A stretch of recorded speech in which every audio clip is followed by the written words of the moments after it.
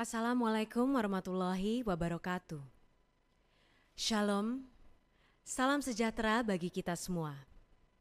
Om Swastiastu, Namo Buddhaya, salam kebajikan. Selamat sore teman-teman, baik yang di dalam maupun di luar negeri.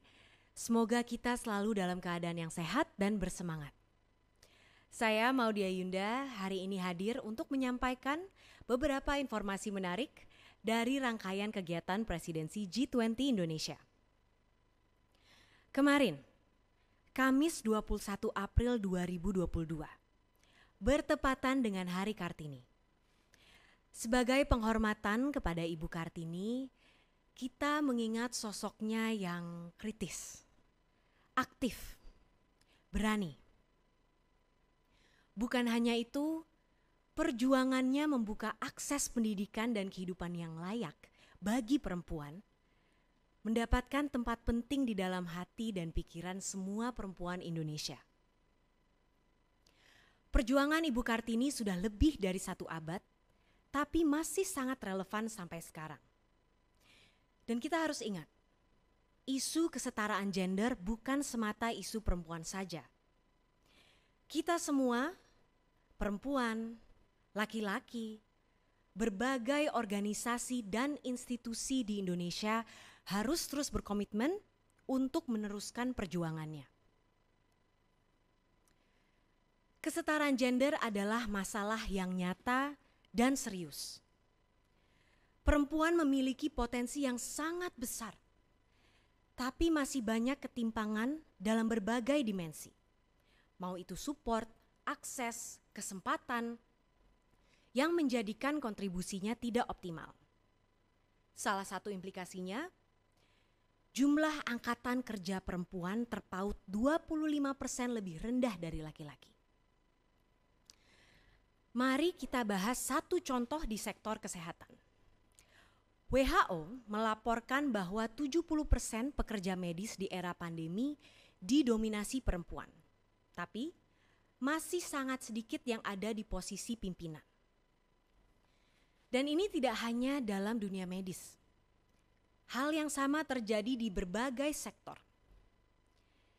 Selain masalah kesetaraan upah, perempuan juga sering mendapatkan kerja tambahan, diberi beban pekerjaan ganda, bahkan rentan pelecehan, kekerasan, dan sering menjadi korban bias gender. ILO juga mengatakan resiko perempuan kehilangan pekerjaan di masa pandemi lebih tinggi. Lalu, mengenai inklusi ekonomi. Ekonomi Indonesia digerakkan oleh UMKM dan 62% UMKM kita dimotori oleh perempuan. Tapi, data menunjukkan bahwa perempuan masih sulit mendapatkan akses untuk pendanaan. Nah, oleh karena itu, kita harus memberikan support ekstra kepada UMKM perempuan dalam menghadapi tantangan literasi keuangan dan digital, seperti akses ke kredit dan investasi, serta masuk ke supply chain nasional dan global.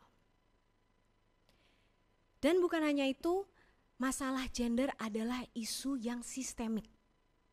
Dan kita harus bersama-sama bekerja mematahkan bias serta persepsi yang mengkerdilkan perempuan. And this requires teamwork. Maka dari itu, presidensi G20 Indonesia tahun ini kembali mendorong kedua isu tersebut melalui aliansi G20 Empower dan Engagement Group Women 20 atau W20. Mari kita bahas satu persatu. G20 Empower merupakan kolaborasi para pemimpin sektor swasta dan pemerintah untuk sama-sama memberi pendampingan dan mendukung kemajuan kepemimpinan perempuan. Kementerian Pemberdayaan Perempuan dan Perlindungan Anak bersama IWAPI dan swasta menjadi focal point pada G20 Empower dalam rangka mempromosikan pentingnya kepemimpinan perempuan dalam dunia usaha. Dan secara konkret, G20 Empower akan membahas bagaimana ya meningkatkan peran perempuan di perusahaan, mendorong UMKM milik perempuan sebagai penggerak ekonomi dan bagaimana membangun dan meningkatkan ketahanan dan keterampilan digital perempuan untuk masa depan. Sementara itu, Engagement Group W20 adalah forum dialog dalam G20 yang mewakili suara perempuan. Misinya adalah mendorong komitmen para pimpinan negara demi pemberdayaan perempuan dan kesetaraan gender. Sejalan dengan G20 Empower, forum W20 ini lebih luas membahas diskriminasi dan kesetaraan, inklusi ekonomi untuk UMKM perempuan, ketahanan perempuan marginal di pedesaan dan penyandang disabilitas, serta kesetaraan respon kesehatan. Komitmen ini akan tercantum dalam deklarasi pemimpin negara G20 sebagai kebijakan dan komitmen tingkat tinggi bagi kemajuan perempuan dunia. Dan hasil dari pembahasan ini adalah rekomendasi atas peraturan pemerintah dan kebijakan yang disusun oleh stakeholders, termasuk kebijakan internal perusahaan dan swasta.